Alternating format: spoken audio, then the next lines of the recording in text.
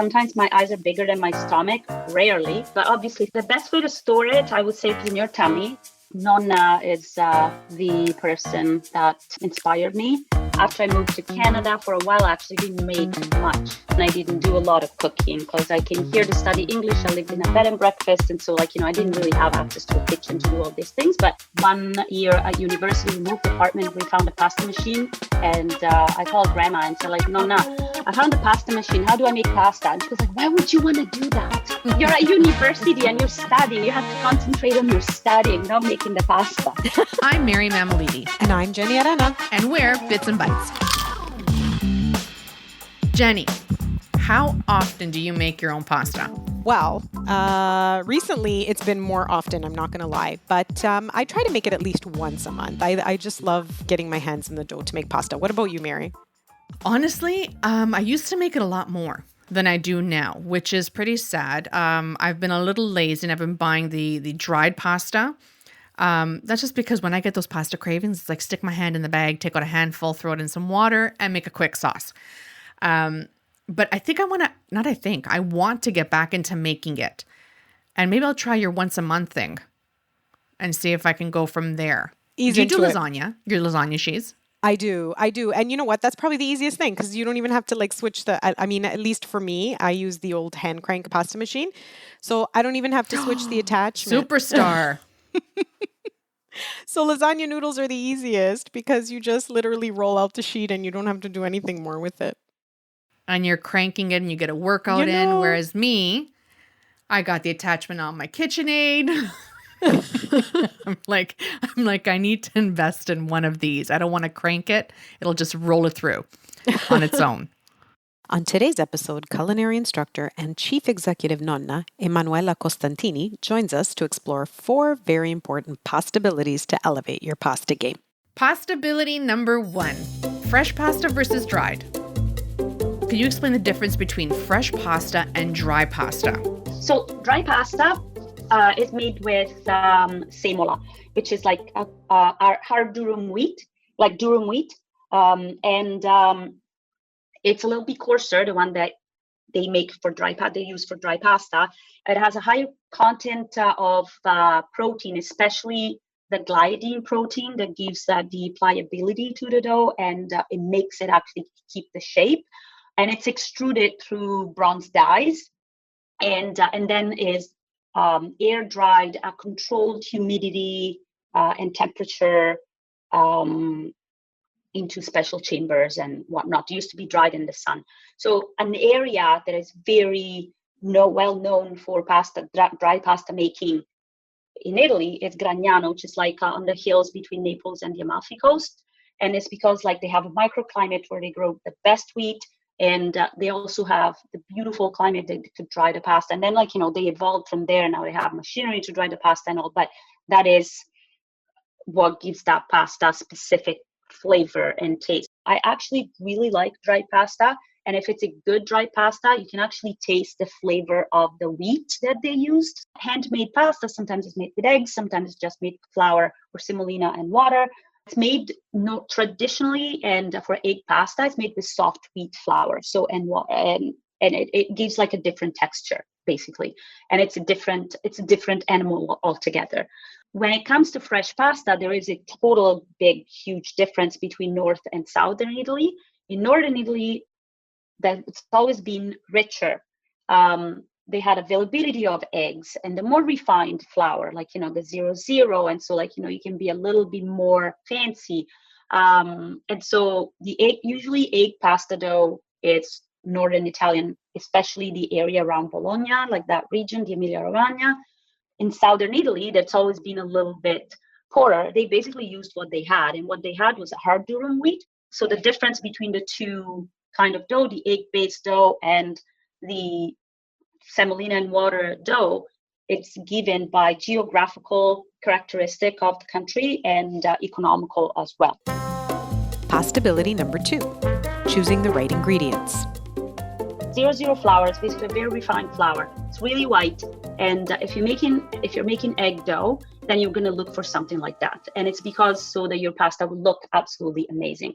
With the very refined dough, it's really fine as well. The flour, it's very refined as well. And so you actually get a very silky dough. If you talk to anybody in Emilia Romagna and Bologna, especially the cradle of a pasta dough, you need a flour that is like super refined so that it has the least amount of trace minerals in it. It's called them ashes, so that your dough stays nice and bright yellow for a long time. Otherwise, it starts oxidizing and starts getting gray. And you need like a protein content is a little bit lower, so about 9.5% protein, so that you actually get a little bit of roughness on the dough, which grips to the sauce and so amazing.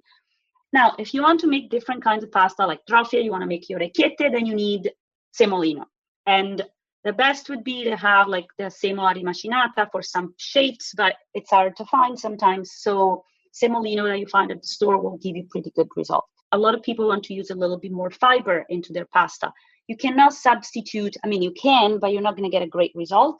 You can't substitute, let's say, 100% of the white flour with whole wheat flour, because whole wheat, yes, it's got a lot of protein, but it's got also a lot of fiber that will cut through the good protein, like the gluten that forms when the two other proteins bind together, glutenin and gliadin.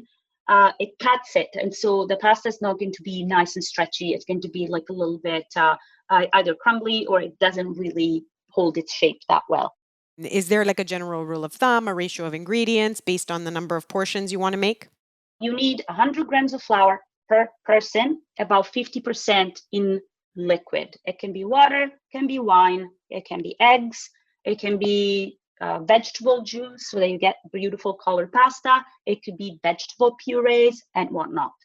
So if you're making colored pasta, an egg usually weighs 2 ounces. So you want to substitute each egg for like about 2 ounces of liquid puree of beets, or I don't know, spinach, and you name it, whatever. These are the easiest ones that everybody can actually have available easily. Pastability number 3, preparing your pasta.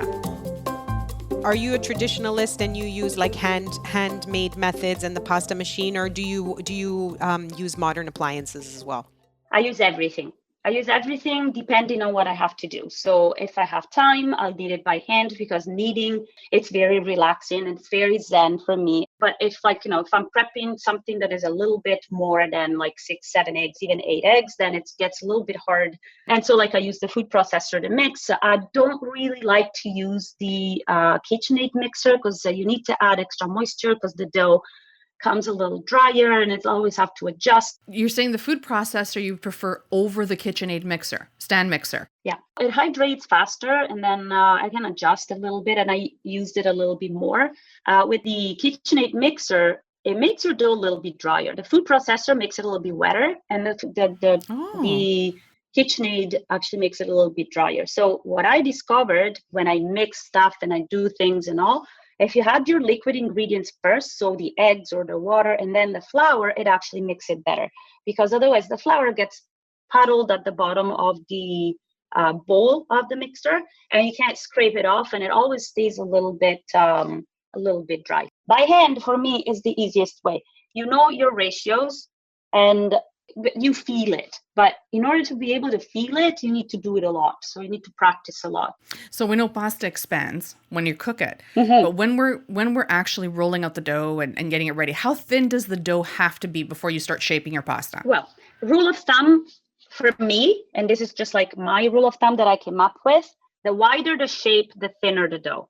So if you're making tagliolini, for example, or the tagliarin or spaghetti alla chitarra, you kind of they need to be as thick as wide. Let's say it's like 3 millimeters or 1/8 of an inch, whatever that is. They have to be like the square section has to be the same. So those are going to be a little bit thicker. If you're making, I like my lasagna with my sheets a little bit thinner. I like to have a lot of layers of pasta, because technically you need at least 5 layers of pasta to call it a lasagna. If I'm rolling them on the pasta machine, I'll go to the one just before the last setting, and that's usually what I normally use. I like my pasta with a little bit of a bite. A student once said, I don't understand. How do you make your pasta so al dente, even the fresh pasta? Every time I go to a restaurant, everybody makes it mushy, and I don't like it. I like the way you're making it. And I said, you see how long I cook it, right? it goes in. As soon as I see that it's coming up, I scoop it out. And that's the difference between fresh pasta and dry pasta. Yeah. Dry is like an 8 to 10 minute cook, isn't it? Yeah. And then when you're really hungry, try the ones with 6 minutes cooking time, like the pennette rigate that some companies have. Oh, you're hungry. Are you kidding me? I eat my pasta crunchy sometimes because I'm like, okay, I'm hungry. Okay. Pastability number 4, let's get saucy. I've heard, and I know some people who add a little bit of olive oil to their water. No. Thank you. Please explain. No, because the oil, it doesn't emulsify. It kind of it emulsify later when you stir it, but it kind of creates a little bit of a coating on your pasta, and it doesn't stick in the pan, but in the pot while you're boiling it, the sauce won't stick well to it. There's one thing and one thing only that you always have to keep in mind. The sauce waits for the pasta never waits for the sauce. Have your sauce ready and the sauce can sit, but the pasta has to be cooked and put into the sauce. And also, do not serve your pasta in a plate all nice and gluey, and then you put a scoop of sauce on top. What is that?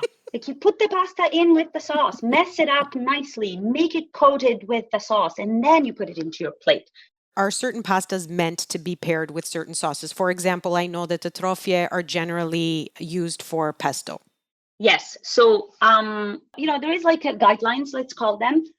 So shortcuts like tube shapes and the cup shapes, rigatoni, tortiglioni, penne, and like orecchiette or shells, they go with chunkier and heartier sauce that can go into the crevices, right? So they can go into the little cups or it can go inside the tubes so that you can have like chunks of the sauce with the pasta. Then the curly and twisted, like the trofie, fusilli, gemelli, the strozzapreti, everything that's kind of a little bit twisted. You want like a lighter and a smoother sauce that can go into those rivets. And then you have like the long and thin, like the spaghetti and the linguine. They go better with like an oil-based sauce that can actually coat the whole length of the spaghetto, for example. And then there's like the flatter noodles, like the fettuccine, the pappardelle and stuff. They go with like meaty sauces that are a little bit chunkier, but not super, super chunky. That can actually, again, coat the length of the pasta as well. And they give you like a nice texture. And then when you come to stuffed pasta, the filling has to shine. Because otherwise, what is the purpose of making your stuffed pasta? So you want the filling to shine, you want to taste the filling, and so you want to use a lighter sauce. I wouldn't use like a ravioli with ricotta and spinach, which is really delicate, with like a bolognese sauce, because all you taste is the bolognese. You're not going to be able to taste the sweeter, like, that cheesy filling inside your pasta. So like, you can do a light butter sauce, you can do a light cream sauce. Then you have tomato sauce, tomato sauce or a cream sauce. Like they're the little black breasts. They go with everything.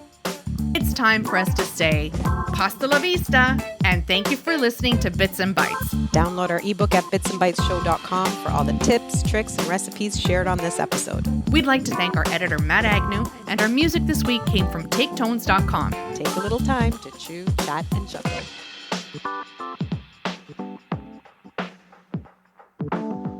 So today we're joined with, I screwed up already. Okay.